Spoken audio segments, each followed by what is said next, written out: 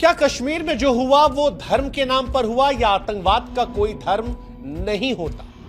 क्या हिमांशी सही है या ऐशान्या? क्योंकि कश्मीर के पहलगाम में दो विधवाएं हुई, दो चेहरे एक देश में जो दो सोच पर सवाल खड़े कर रहे हैं। हिमांशी नरवाल यह कहती है कि मेरे पति को आतंकवादियों ने मारा, मुसलमानों ने नहीं। उधर ऐशान्या कहती है कि उन्होंने मेरे पति को इसलिए मारा क्योंकि वो हिंदू थे।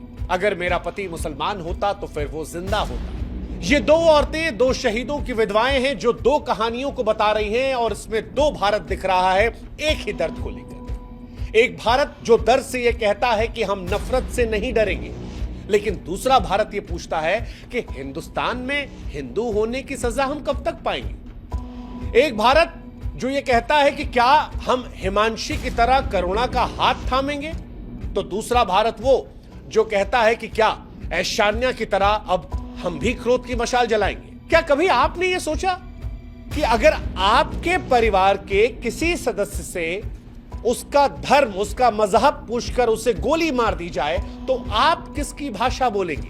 हिमांशी की भाषा या ऐशान्या की भाषा? हिमांशी और ऐशान्या ये दोनों अपने अपने दर्द की अभिव्यक्ति है। हिमांशी का साहस और एकता की पुकार उन तमाम लोगों के लिए प्रेरणा का स्रोत है जो ये मानते हैं कि नफरत का जवाब नफरत नहीं बल्कि इंसानियत है। मगर ऐशान्या का गुस्सा और निराशा उस हकीकत को उजागर करता है जो कई लोग महसूस करते हैं। कई लोग जो ये मानते हैं कि हिंदुस्तान में अब हिंदू पहचान की वजह से उनका कत्ल किया जा रहा है। कश्मीर के मामले में ये दोनों सही हैं क्योंकि ये दोनों अपने अनुभव और अपने दर्द से बोल रही है। लेकिन एक सच ये भी है कि दोनों की बातें एक दूसरे के विरोध में खड़ी है। वैसे ही जैसे आज हिंदुस्तान का समाज दो हिस्सों में बटा हुआ है। एक जो खुलकर कह रहा है कि इस्लाम के कट्टरपंथियों ने इन्हें मारा और अब ढोंग दिखाया जा रहा है सेकुलरिज्म के नाम पर, गंगा जमुनी तहजीब जैसी कोई चीज नहीं होती। और जो दूसरा ये कह रहा है कि सारे मुसलमानों का दोष नहीं है, हर मुसलमान को आप उन चार के लिए गुनहगार नहीं ठहरा सकते। और इसी के बीच में हमारा सवाल है कि कौन सच बोल रहा है, विनय नरवाल की पत्नी हिमांशी नरवाल या शुभम द्विवेदी की पत्नी ऐशान्या द्विवेदी? सवाल यह भी है कि उनकी विधवाएं हिमांशी और ऐशान्या हमें कौन सा भारत दिखा रहे हैं। वो भारत जो ये कहता है कि हम नफरत से नहीं डरने वाले, हम नहीं बटेंगे, या वो भारत जो दूसरी तरफ ये पूछता है कि हम हिंदुस्तान में अपनी पहचान के लिए कब तक मारे जाएंगे। और इसीलिए बार बार हम सवाल आपसे भी पूछ रहे हैं कि आप हिमांशी की तरह दर्द में इंसानियत की मशाल को थामेंगे या ऐशान्या की तरह उस सवाल को आवाज देंगे जिसमें पूछा गया कि क्यों मेरे पति को उसके हिंदू पहचान की वजह से मार डाला गया। ये दोनों विधवाएं एक भारत की हैं, लेकिन इनमें एक भारत में दो भारत की कहानी है। हिमांशी की आंखों में आंसू है जो कहती है कि मेरे पति की हत्या किसी मजहब ने नहीं की, उसे इंसानियत से गिरे हुए लोगों ने मारा। क्या आपके मन में यह सवाल पैदा करता है कि यह साहस कोई तब कर सकता है जब उसकी दुनिया उजड़ चुकी हो? क्योंकि हिमांशी की वो तस्वीर दुनिया को झकझोर गई थी जिसमें अपने पति की लाश के बगल में बैठी थी। क्या वो हमारी आवाज बन सकती है या फिर हम उसे गद्दार, सेकुलर, अति उदारवाद कहकर चुप करवा देंगे? सवाल यह भी कि क्या हिमांशी से हम डरते हैं या उसके साहस से हमें अपनी चुप्पी पर शर्म आती है? उधर ऐशान्या का सवाल भी बहुत महत्वपूर्ण है क्योंकि कटुता नहीं कटु सत्य है। ऐशान्या भी रो रही है उसकी आंखों में, लेकिन सिर्फ आंसू नहीं है बल्कि एक गहरा सवाल भी है कि क्यों मार दिया मेरे पति को, क्यों पूछा था उससे धर्म, क्या हिंदू होना अपराध है? क्या यह उस सेकुलरिज्म की कब्र नहीं है जिसे हमने किताबों में पढ़ा पर सड़कों पर शायद दिखाई नहीं पड़ता? क्या ऐशान्या को सांप्रदायिक कहकर हम उस सच को छिपाना चाहते हैं, वो सच जो नंगी आंखों से हमारे सामने दिख रहा है? क्या उसका गुस्सा हमारे समाज की कमजोरी को उजागर नहीं करता? यह सवाल महत्वपूर्ण है और इस सवाल के बीच में मौन रह जाने वालों से भी हमारा सवाल है, क्योंकि मौन रह जाना भी एक तरीके से एक पक्ष लेना है। जब आप ये कहते हैं कि मुझे कोई फर्क नहीं पड़ता सियासत से, हम सियासत में नहीं पड़ेंगे भाई साहब, हम पॉलिटिक्स में नहीं पड़ेंगे, तो क्या आप अनजाने में उन शब्दों को मिटा नहीं रहे जो किसी विधवा की चीख बन सकते थे? जब आप चुप रहते हैं तो आप क्या किसी हिमांशी की शांति या ऐशान्या के गुस्से को अपमानित नहीं कर रहे? और फिर मैं पूछूंगा वो सवाल जो मैंने शुरुआत में पूछा था कि अगर यही घटना आपके परिवार के किसी सदस्य के साथ होती तो क्या आप समाज से चुप्पी की अपील करते, या आप किस तरह की भाषा बोलते, हिमांशी की भाषा या ऐशान्या की भाषा?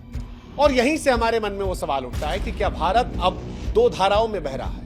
एक धारा वो जो हिमांशी की तरह एकता प्रेम की बात कर रही है, दूसरी ऐशान्या की तरह जो कह रही है कि जड़ तक वार करके इस समस्या का समाधान करें। सवाल यह भी कि क्या यह विभाजन नया है या फिर यह विभाजन हमेशा से था जो हमें अब दिख रहा है? कश्मीर की घटना के बाद से आतंकवादी अब तक पकड़े नहीं गए। वो जो बड़ी कार्रवाई की उम्मीद हम कर रहे थे वो अब तक हुई नहीं है। धर्म पुष्कर मारा गया, उसके बीच में जाति को लेकर सरकार का एक नया प्रोग्राम सामने आ चुका है। लेकिन इन सब के बीच में भी अगर आप सोशल मीडिया पर नजर रखेंगे या हिंदुस्तान में लोगों से बात करेंगे तो हर पोस्ट, हर ट्वीट, हर व्यक्ति अलग अलग विचारधारा को लेकर बात रख रहा है। और सवाल यह कि क्या कश्मीर में गई 28 जिंदगियां अब गहरी विचारधारा का एजेंडा बन गई हैं?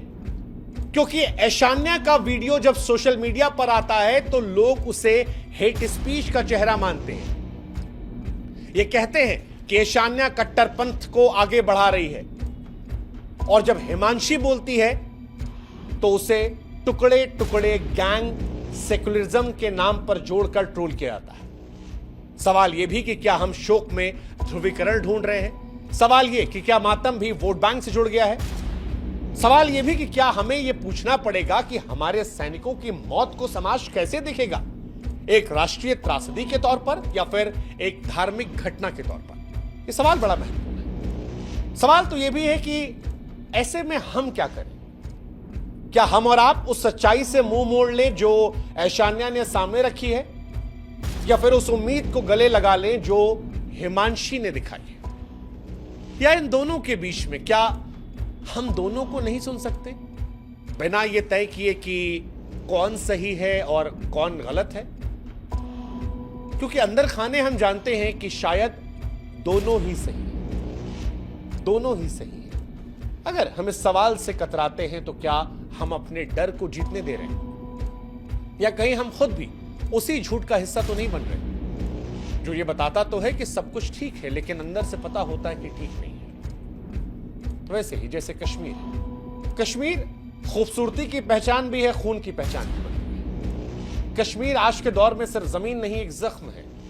कश्मीर में हर पत्थर के नीचे एक कहानी है, हर कहानी में एक सिसकी है, और उस सिसकी के पीछे एक गहरी साजिश। क्या कश्मीर की जमीन अब इतनी कड़वी हो गई है कि वहां पर सिर्फ बारूद उगता है, नफरत उगती है, इंसानियत नहीं? क्या उस कश्मीरियत की मौत हो चुकी है जो एक समय में हिंदू, मुस्लिम, सिख, ईसाई को एक धागे में पिरोती थी? कश्मीर की विधानसभा में कहा जाता है कि कश्मीर पर जो हमला हुआ वो कश्मीरियत पर हमला था, संवैधानिक मूल्यों पर हमला था। लेकिन फिर यह सवाल आता है कि संविधान की आत्मा को तो सबसे पहले ही 90 के दशक में कश्मीर में कुचल दिया गया था। तो क्या कश्मीरियत की बात सिर्फ बेईमानी है? सवाल है कि इसका निष्कर्ष क्या होगा? क्या एक देश में दो रंग हैं? सच कहें तो कभी कभी देश की परीक्षा सीमा पर नहीं, दिलों की सीमाओं पर होती है। वह उस मोड़ पर होती है जहां पर एक मां की गोद सूनी हो जाती है। समाज यह तय करता है कि कौन सही कौन गलत।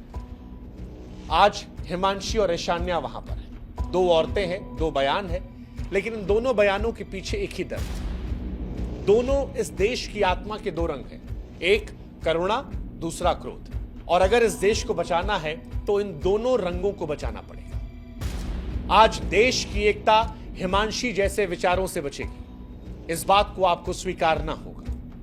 वहीं आपको यह भी स्वीकारना होगा कि जब उसका सुरक्षा कवच ऐशान्या जैसे गुस्से से होगा तभी वो मजबूत होगा। सवाल यह है कि क्या हम इन दोनों को बिना आरोप लगाए, बिना छोटा दिखाए, बिना इन पर सवाल खड़े किए गले लगा सकते हैं? क्योंकि आतंक न सिर्फ जान लेता है बल्कि विचारों को मार देता है, आत्मा को मार देता है। और आज हम उसी जगह पर हैं जहां पर हमने सिर्फ एक नजर से देखना शुरू किया, या तो हम हिमांशी के साथ हैं या उसके खिलाफ, या हम ऐशान्या के साथ हैं या उसके खिलाफ हैं। और इसमें जाते जाते सवाल आपसे भी कि क्या आप भी इस बहस में सिर्फ खामोश दर्शक रहेंगे या फिर सोचेंगे और फिर बोलेंगे?